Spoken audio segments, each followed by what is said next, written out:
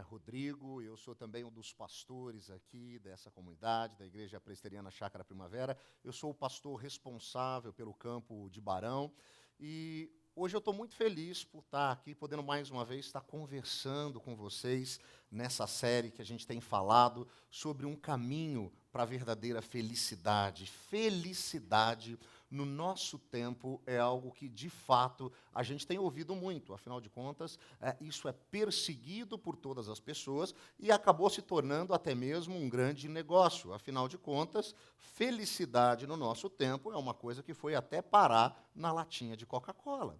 E por falar em Coca-Cola, a nossa querida empresa de refrigerantes, há um tempo atrás, fez inclusive uma campanha dizendo que se você quer encontrar felicidade, basta você abrir uma garrafa, afinal de contas, ela pode ser a sua fábrica de felicidade. Felicidade, no nosso tempo, tem se tornado aí uma palavra muito comum quando a gente olha para as propagandas, quando as pessoas estão oferecendo algo para a gente.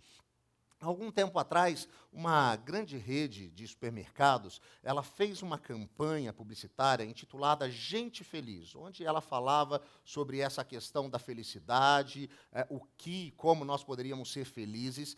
Em um dos seus comerciais, uma dessas peças publicitárias, você encontra lá, em meio a tantas frases, uma canção e, no final, uma pergunta a respeito disso, que eu acho que tem muito para dizer para a gente na noite de hoje. Dá uma olhada nesse vídeo e a gente vai conversar um pouquinho daqui a pouco sobre ele.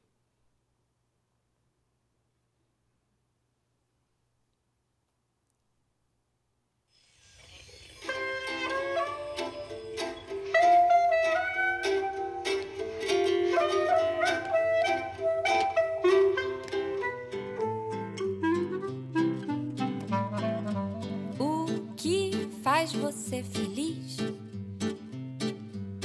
Você feliz, o que é que faz? Você faz o que te faz feliz? O que faz você feliz? Você que faz? Pra ser feliz, pra ser feliz. O que você faz pra ser feliz?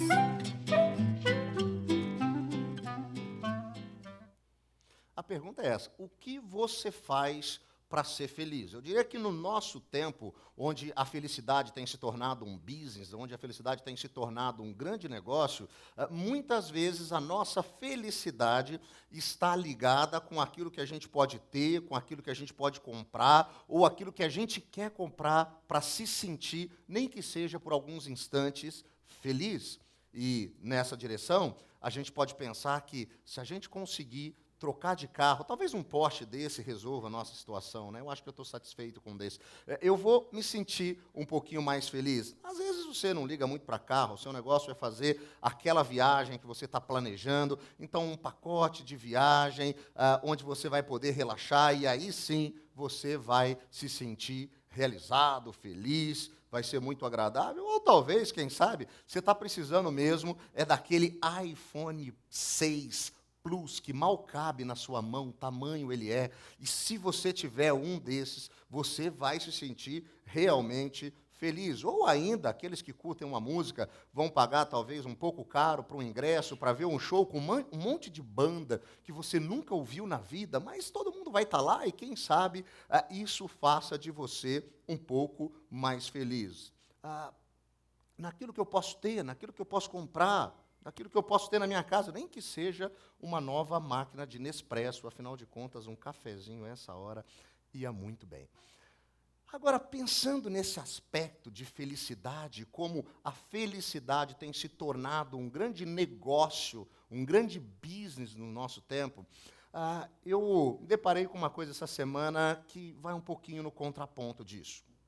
Na última sexta-feira, no feriado do dia 1º, estava aqui em Campinas, lá no Teatro Municipal, lá onde a gente realizou as nossas cantatas nos últimos anos, no Castro Mendes, uma cantora, uma das minhas cantoras brasileiras preferidas, chamada Fernanda Takai, que por quase 2 décadas foi vocalista da banda mineira Pato Fu, e ela estava ali fazendo o lançamento do seu 3º álbum solo, e eu gastei um pouquinho essa semana, algum tempo, devorando algumas canções desse disco, e eu encontrei uma música que, na verdade, é uma releitura de uma música bem antiga, que tem uma letra que é assim: um dia uma criança me parou, olhou-me nos meus olhos a sorrir, caneta e papel na sua mão, tarefa escolar para cumprir, e perguntou no meio de um sorriso, o que é preciso para ser feliz? Amar como Jesus amou, sonhar como Jesus sonhou, pensar como Jesus pensou, viver como Jesus viveu, sentir o que Jesus sentia, sorrir como Jesus sorria, e ao chegar ao fim do dia, eu sei que eu dormiria muito mais feliz. Ouvindo o que eu falei, ela me olhou e disse que era lindo o que eu falei. Pediu que eu repetisse, por favor, mas não dissesse tudo de uma vez. E me perguntou de novo, num sorriso, o que é preciso para ser feliz. Depois que eu terminei de repetir, seus olhos não saíram do papel. Toquei no seu rostinho e a sorrir, pedi que ao transmitir fosse fiel.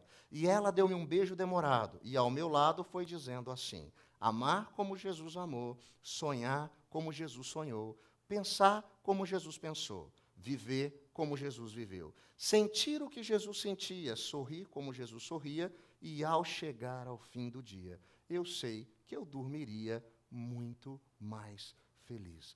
Nós temos falado a respeito de uma felicidade que transcende o momento que a gente vive, as adversidades, os problemas, as preocupações, uma felicidade que vai além daquilo que a gente pode ter, além daquilo que a gente pode comprar. E essa canção, a letra dessa canção, me faz lembrar de um texto escrito pelo apóstolo Paulo, à igreja que ficava na cidade de Roma, quando ele diz assim: mas revestivos do Senhor Jesus Cristo, na sua vida, nas suas atitudes, nas suas opções, que você seja cheio de Jesus Cristo. E nessa direção, pensando o que pode fazer a gente feliz dentro de um ponto de vista ou de um direcionamento bíblico, o pastor Carlos Queiroz, no livro Ser é o Bastante, ele fala de duas atitudes diante da vida que podem sim fazer de nós, pessoas diante de Deus e a partir da espiritualidade cristã e do entendimento da espiritualidade cristã, pessoas felizes. E o primeiro aspecto que ele coloca, ou a primeira atitude, diz respeito ao deslumbramento, a conseguir trazer na nossa memória aqueles momentos que nós vivemos aqui na história que são especiais, que são inesquecíveis, que transcendem tudo aquilo que a gente pode imaginar. E a outra atitude diz respeito à relevância, à nossa vocação histórica, ao cumprimento da nossa missão, ao legado que a gente pode deixar, às coisas que a gente pode fazer. E quando eu penso nessas duas atitudes, eu consigo relacioná-las muito bem com algo que a gente vem conversando ao longo das últimas semanas, que nós temos chamado de as bem-aventuranças apresentadas por Jesus. Porque quando a gente fala de deslumbramento, a gente pensa em transcendência, em relacionamento, de intimidade com Deus, aquilo que de fato vale a pena nas nossas vidas. E assim eu me recordo da primeira semana, onde a gente conversou aqui, que bem-aventurados eram aqueles que choravam, porque eles olhavam para si mesmos e percebiam quão insignificantes eram. Bem-aventurados aqueles pobres de espírito, porque percebiam isso. Diante do pecado, isso trazia um impacto nas suas vidas. Diante de Deus, isso gerava uma transformação, que os levava a serem autocontrolados, a buscarem o autocontrole, serem humildes, serem mansos. E ainda, dessa maneira, buscar na sua vida ter apenas um desejo em seus corações. O desejo de adorar a Deus e sentir prazer nele. E dessa maneira, a gente percebe algumas bem-aventuranças caminhando na direção da relevância, da nossa vocação histórica, da nossa missão na história. E assim sendo, a gente pode recordar de algumas outras bem-aventuranças, como aqueles que, por fazerem a agenda de Deus as suas agendas, têm fome e sede de justiça na história, que passam a sentir nos seus corações a miséria e a necessidade dos outros, que passam a buscar nos seus relacionamentos a paz e, por conta de tudo isso, acabam sendo perseguidos. Hoje, a gente termina esse caminho para a verdadeira felicidade conversando um pouquinho mais sobre essas duas bem-aventuranças, a respeito dos pacificadores, a respeito dos perseguidos. E para isso eu queria convidar você a olhar comigo para o texto de Mateus, capítulo 5, versículo 9, que diz o seguinte: bem-aventurados, felizes, abençoados, macários, são os pacificadores, pois eles serão chamados filhos de Deus. O termo usado por Jesus aqui como pacificadores, na verdade, é a palavra grega eirenopóios, que é uma expressão, uma junção de duas outras palavras. Eirene, que é a palavra grega para paz, é o correspondente grego de uma palavra hebraica que a gente conhece bastante, que é shalom, e também poios, que diz respeito àquele que faz, àquele que constrói, um construtor. Então, literalmente, Jesus está falando aqui que felizes são aqueles que constroem a paz, aquele que é construtor da paz. Um discípulo e uma discípula de Jesus realmente, verdadeiramente, deve ser um construtor da paz. Como a gente faz isso? Pegando os tijolos que se apresentam nas nossas vidas e, no lugar de construirmos muros que nos isolam e nos afastam das pessoas, nós passamos a construir pontes que nos aproximam para perto delas. Agora, eu sei, quando a gente fala esse negócio de construir paz, de ser construtor da paz, esse negócio é muito bonito, soa muito bem. Agora, esse negócio é muito difícil. É um exercício diário. Talvez seja exatamente por isso que é quando a gente olha para a Bíblia, lá no Novo Testamento, mesmo após Jesus, os seus discípulos, os apóstolos, constantemente vão retornar a esse ensino a respeito da paz, que é algo que a gente deve buscar constantemente. Em 1 Pedro, nós lemos: afaste do mal e faça o bem, busque a paz, e faça isso com perseverança. É difícil, mas continua buscando. Às vezes a gente fala da questão de falta de paz em alguns relacionamentos distantes, com pessoa que a gente não se dá bem, mas eu diria que às vezes é complicado a gente manter a paz, até mesmo em relacionamentos próximos, com pessoas que a gente ama, com o marido, com a esposa, com os pais, com os filhos. E esse deve ser um exercício constante, um exercício diário. Ainda, o autor aos Hebreus diz: esforcem-se para viver em paz com todos. Eu sei, é difícil, mas faça essa força para viver em paz com todos. E ainda, Paulo aos Romanos diz: façam todo o possível para viver em paz com todos.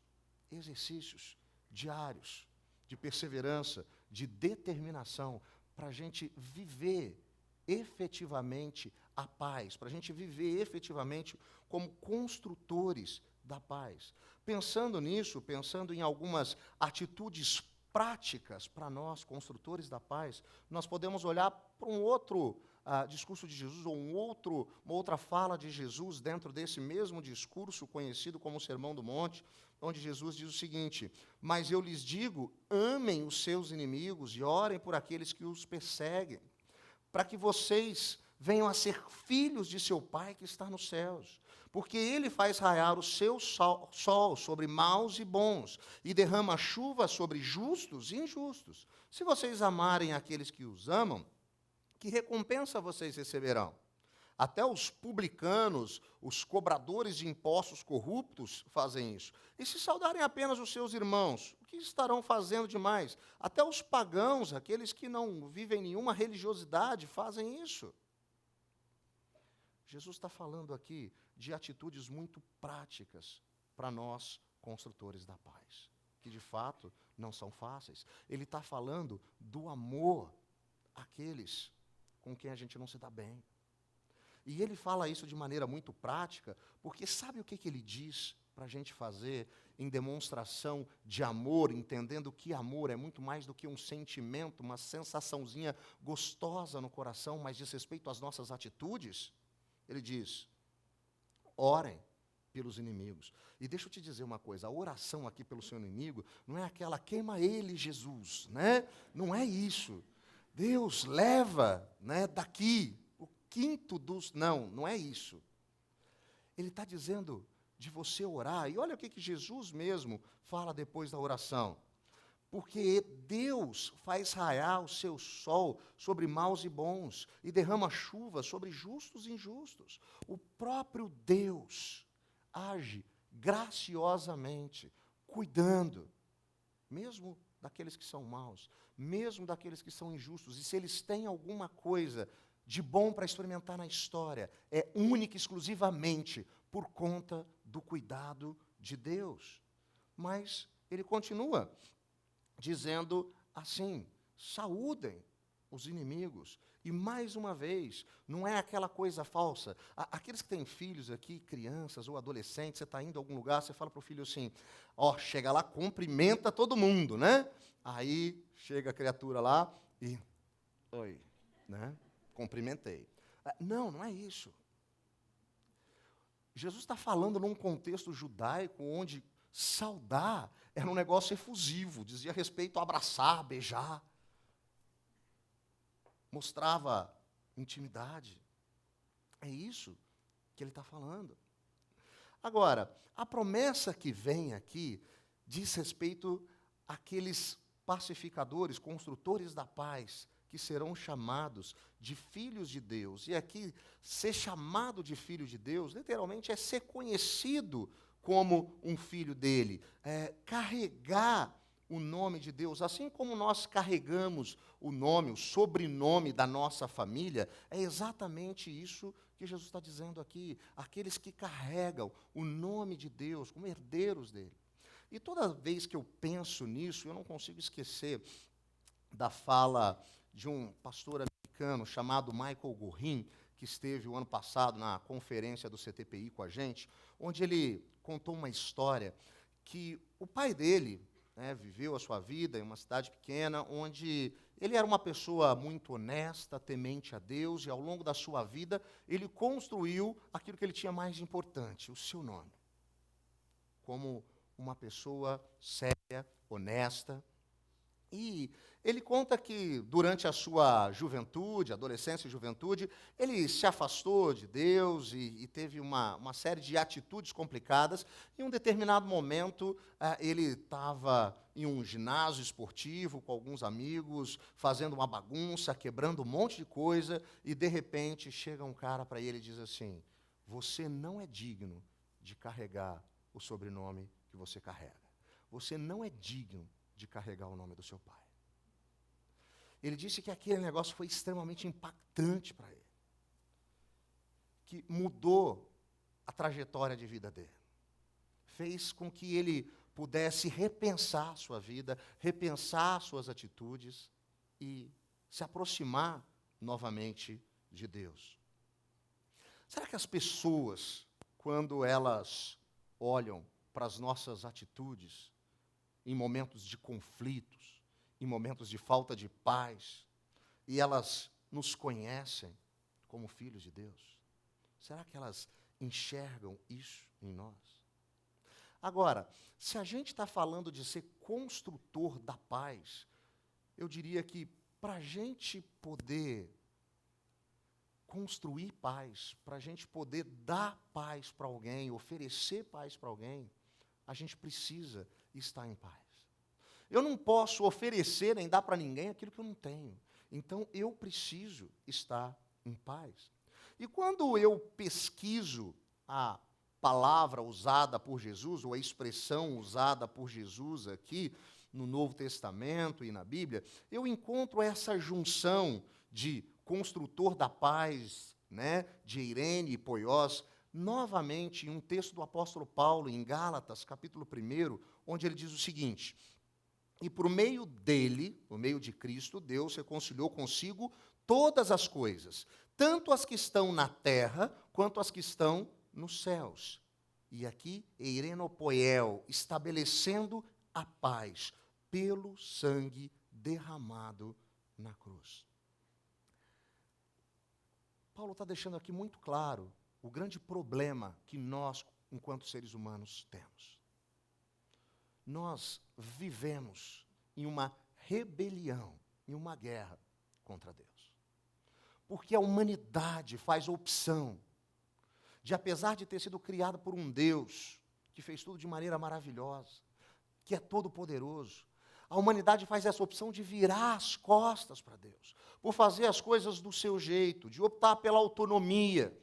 E as consequências dessa atitude, elas são desastrosas, elas são catastróficas, elas trazem para a nossa realidade aquilo que nós conhecemos hoje como dor, como sofrimento, como caos. Isso está na nossa vida, presente na nossa vida, por conta dessa opção. Essa opção pela rebelião, essa opção por estar distante de Deus. E o grande problema é que, por mais que a gente tente, a gente não consegue resolver essa enrascada aonde a gente se meteu. A gente não consegue resolver esse problema. Mas o que acontece? Deus entra na história na pessoa de Jesus. Ele carrega sobre si os nossos erros, as nossas falhas. E o castigo, a dor que ele sente naquela cruz, ao morrer pelos meus erros, pelos meus pecados, pelos seus erros e pelos seus pecados. O castigo que ele sofreu ali nos traz paz. Por aquilo que Jesus fez, nós hoje podemos ter paz em Deus. Ainda o apóstolo Paulo diz, tudo isso provém de Deus, que nos reconciliou consigo mesmo, por meio de Cristo. E quando Cristo fez isso, Ele sabe o que Ele faz. Ele nos dá também um ministério, uma missão. O ministério da reconciliação. Ou seja, que Deus, em Cristo, estava reconciliando consigo o mundo, não levando em conta os pecados dos homens. E Ele então nos confiou a mensagem da reconciliação. Portanto, somos embaixadores de Cristo, como se Deus estivesse fazendo o seu apelo por intermédio, por amor a Cristo, lhe suplicamos. Reconciliem-se com Deus. Deus traz paz às nossas vidas com Ele, por meio de Jesus. E Ele nos dá o privilégio de sermos agentes da paz. Ele nos dá o ministério da reconciliação, de levar as pessoas a perceberem que o que elas sentem em seus corações como um vazio, a ausência de uma felicidade real e verdadeira, que independe do momento, uma sensação de plenitude a todo instante, se dá porque nós não estamos em paz com Ele. Mas por Jesus e pelo que Ele fez, nós podemos ter. E nós temos o privilégio de compartilhar com as pessoas ao nosso redor, com aqueles que amamos, com aqueles que fazem parte da nossa história, com aqueles que a gente encontra no trabalho, na faculdade, com aqueles que fazem parte da nossa família, a respeito desse amor. Esse é o nosso ministério, o ministério da reconciliação. E por que isso é importante? Por conta do efeito que estar em paz com Deus, através de Cristo, tem nas nossas histórias. A paz que nós temos, ela excede todo o nosso entendimento. Assim, nós conseguimos ter segurança, mesmo quando as coisas vão mal. A gente consegue ficar tranquilo, mesmo em tempo de adversidade, de decepção, de frustração. E a gente consegue descansar, mesmo quando a gente não sabe o que vai acontecer, porque a gente tem convicção de que Deus está no controle das nossas vidas. Isso é paz que excede todo o entendimento. E isso faz parte do nosso caminho para a verdadeira felicidade. E eu diria, isso é imprescindível para a gente continuar conversando sobre as bem-aventuranças. Sabe por quê? Olha o que Jesus vai dizer agora dentro desse caminho. Bem-aventurados os perseguidos por causa da justiça, pois deles é o reino dos céus. E aqui, deixa eu dar um conselho e falar uma coisa para vocês, porque às vezes a gente confunde um pouquinho, né? E a gente precisa entender o que Jesus está falando aqui. Porque, às vezes, algumas pessoas chegam e dizem assim, pastor, eu estou sendo perseguido porque eu sou crente, porque eu sou discípulo de Jesus. E eu diria, bem, na verdade, eu acho que talvez você esteja sendo perseguido por ser intrometido, porque às vezes você está apontando para a cara das pessoas, dizendo que elas são isso, aquilo outro, inferiores, e você nem consegue olhar para você mesmo. Você aponta erros e pecados, as más notícias, que são reais, sim, para a vida das pessoas, sem apresentar boas notícias. E você, muitas vezes, se coloca em uma posição superior a elas. Às vezes, algumas pessoas chegam e dizem assim, não, pastor, eu tenho sido perseguido lá no meu trabalho, porque eu estou pregando o evangelho. E eu diria, na verdade, você está sendo perseguido porque você é inconveniente, porque você está chegando para as pessoas e dizendo, tudo isso que você crê dessa maneira não presta, né? Você é um idólatra que não serve para nada. Em vez de apresentar a realidade do evangelho, que transforma vidas, que é poder para salvar, para fazer a diferença na vida e na história das pessoas. Jesus está dizendo que bem-aventurados são os perseguidos por causa da justiça. E ele continua apresentando essa bem-aventurança, dizendo que deles é o reino dos céus, e bem-aventurados serão vocês. De quem que ele está falando? Dos cidadãos do reino dos céus. Daqueles que estão seguindo esse caminho. Por minha causa, vocês serão bem-aventurados, felizes. Quando fizerem, sabe o quê? Insultarem vocês. Quando perseguirem vocês. E levantarem todo tipo de calúnia contra vocês. E aí, Jesus diz algo que vai completamente na contramão da nossa cultura. Quando você estiver sendo perseguido por conta disso tudo, alegre-se e regozije-se, porque grande é a sua recompensa no céu. Porque grande é a sua recompensa nos céus. Pois da mesma forma perseguiram os profetas que viveram antes de vocês. Agora, a gente até orou aqui há pouco por conta da igreja perseguida e cristãos que estão vivendo em países, em partes do mundo, onde pregar e apresentar o evangelho é proibido, e a gente diz, isso tem a ver com eles, não tem nada a ver com a gente aqui na região de Campinas, no século XXI.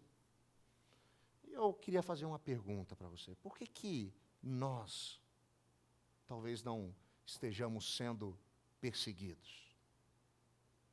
Sei. Talvez porque a gente esteja cometendo um pecado bem silencioso. No século XVII, o padre Antônio Vieira escreveu o seguinte: a omissão é um pecado que se faz não fazendo. Muitas vezes, nós não estamos sendo perseguidos porque nós efetivamente não estamos fazendo nada. Agora, eu vou fazer uma pergunta muito difícil. Talvez você não queira nem ouvir a resposta. Mas eu vou fazer assim mesmo. Como eu faço, então, para ser perseguido? Porque se um cidadão do reino dos céus tem que ser perseguido, como eu faço para ser perseguido? E aí eu vou pedir ajuda para um escritor irlandês que eu gosto muito, chamado C.S. Lewis, que certa vez escreveu o seguinte: hoje eu acredito no cristianismo como acredito que o sol nasce todo dia. Não apenas porque eu vejo, mas porque através dele eu vejo tudo ao meu redor. eu percebi que colocando as primeiras coisas em primeiro lugar, teremos as segundas a seguir. Mas colocando as segundas em primeiro, perdemos ambas. C.S. Lewis aqui está falando daqueles que se tornam discípulos de Jesus e começam a olhar, enxergar a partir da lente do cristianismo em todas as coisas em suas vidas. A cosmovisão que direciona as suas atitudes e as suas decisões, ela é o Evangelho. E eu diria que o Evangelho traz para as nossas vidas alguns valores que são inegociáveis.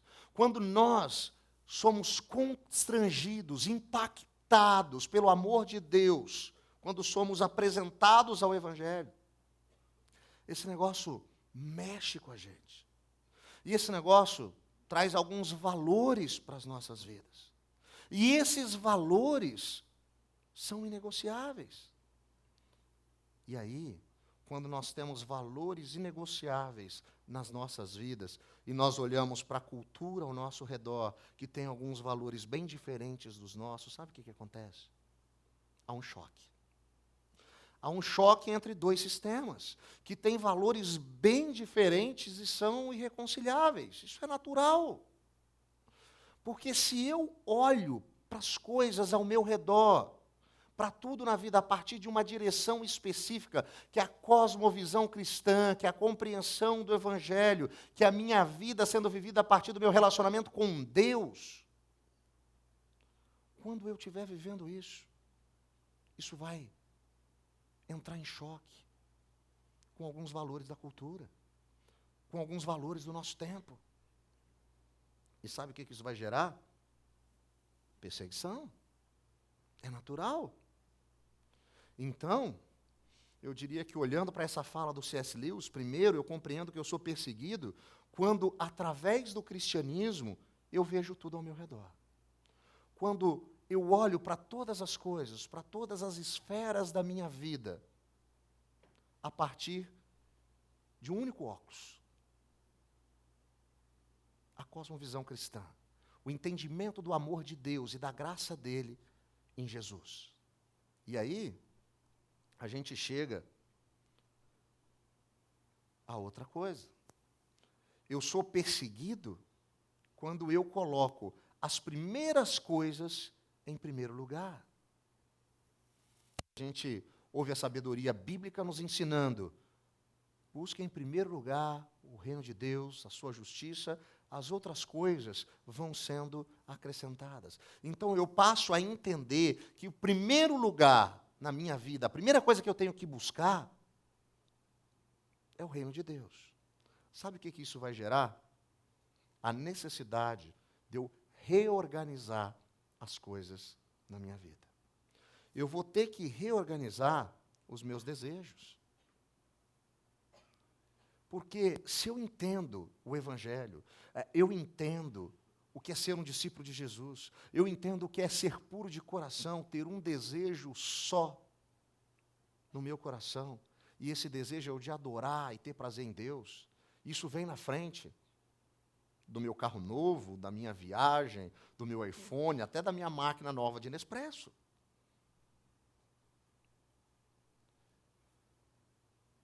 Eu reorganizo as minhas prioridades. O que é mais importante na minha vida? Muitas vezes a nossa cultura diz que o fim principal da nossa vida é vivermos para o sucesso na vida profissional, no trabalho, na nossa profissão, nos nossos estudos. E quando eu olho para a sabedoria bíblica, ela diz que as bênçãos de Deus, elas se dão no âmbito familiar. E se eu coloco a minha família em primeiro lugar, em vez de algumas decisões do meu trabalho, isso pode trazer algumas consequências. Por exemplo, perder aquela promoção.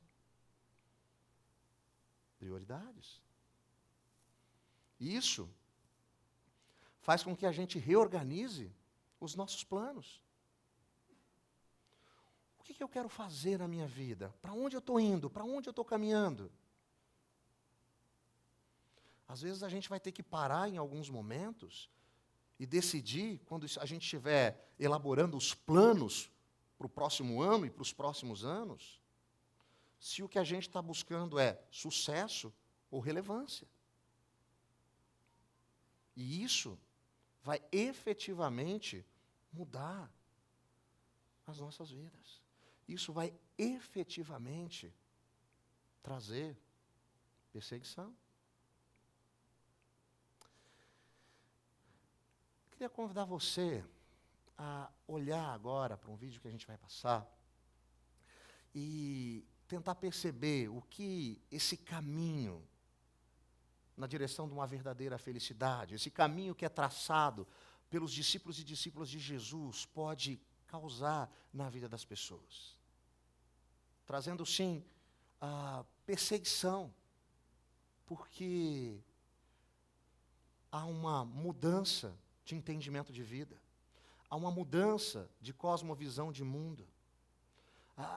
O nosso relacionamento com Deus, que passou a se tornar a avenida principal das nossas vidas, vai ter uma influência direta em todas as nossas atitudes, em todas as nossas esferas de relacionamentos, a nossa esfera profissional, o nosso tempo de lazer, e nos leva a reorganizar quais são os nossos desejos, quais são as nossas prioridades, quais são os nossos planos.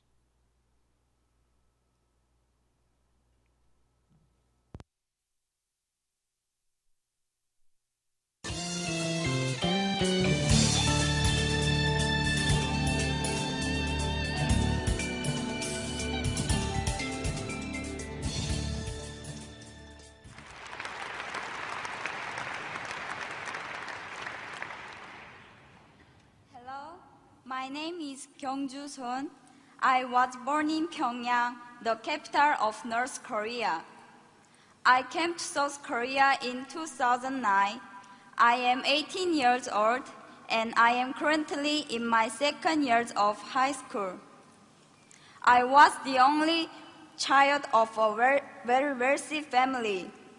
My father was an assistant of Kim Jong-il, who is the leader of North Korea. When I was only 6 years old, my family was politically persecuted by the North Korean government. So we escaped to China. That was in 1998. After we settled in China, one of our relatives led my family to church. There my parents came to know the amazing grace and love of God. Then only a few months later, my mother, who was pregnant with her second child, passed away from leukemia. Yet in the midst of this family tragedy, my father started a Bible study with missionaries from South Korea and America. It was his strong desire to become a missionary to North Korea. But suddenly in 2001, he was reported and arrested by the Chinese police and was sent back to North Korea, where he was sentenced to prison. He was forced to leave me behind, but the 3 years he served in prison only made my father's faith stronger. He cried out to God more desperately rather than to complain or blame him. When he was released from prison, he returned to China. We were reunited briefly. It was then that he started to gather Bibles. Not long after, he decided to return to North Korea to share Christ's message of life and hope among the hopeless people of his homeland. He chose not to go to South Korea, where he could have enjoyed religious freedom. Instead, he chose to return to North Korea to share the love of God in a dangerous land.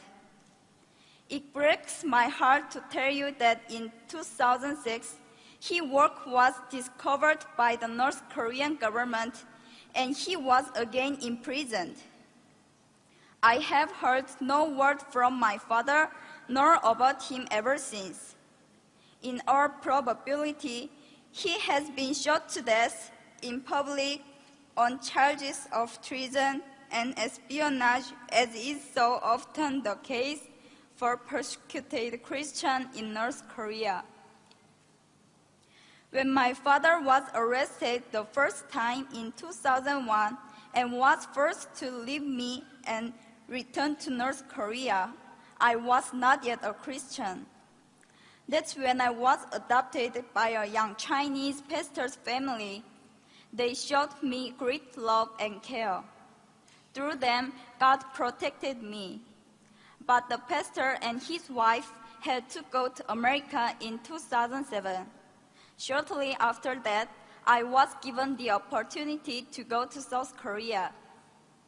It was while I was still in China, staying at the Korean consulate in Beijing, waiting to come to South Korea. Late one night, I saw Jesus in a dream. He had tears in his eyes. He walked towards me and said, "Kyungju, how much longer are you going to keep me waiting? Walk with me. Yes, you lost your earthly father, but I am your heavenly Father, and whatever has happened to you was because I love you." After I woke up from the dream, I kneeled and prayed to God for the first time. That night, I realized that God, my Father, loves and cares about me so very much that He sent His Son Jesus to die for me. I prayed, "God, here I am. I just lay down everything and give you my heart, my soul, my mind, and my strength. Please use me as you will." Now, God has placed deep in my heart a great love for North Korea, just as my father was used there for God's kingdom. I now desire to be obedient to God. I want to bring the love of Jesus to North Korea. I look back over my short life and I see God's hand everywhere. 6 years in North Korea, 11 years in China, and the time of being here in South Korea. Everything I suffered, all the sadness and grief, everything that I experienced and learned, I was to give it all to God and use my life for His kingdom. I hope to honor my Father and to bring glory to my Heavenly Father by serving God with my whole heart. Currently, I am working hard to get into university to study political science and diplomacy. Then, I want to work for the rights of the people of North Korea whose rights have been taken away. I believe God's heart cries out for the lost people of North Korea. I humbly ask you, my brothers and sisters here in this place, to have the same heart of God. Please pray that the same light of God's grace and mercy that reaches my father and my mother and know me will one day soon dawn upon the people of North Korea. My people, thank you.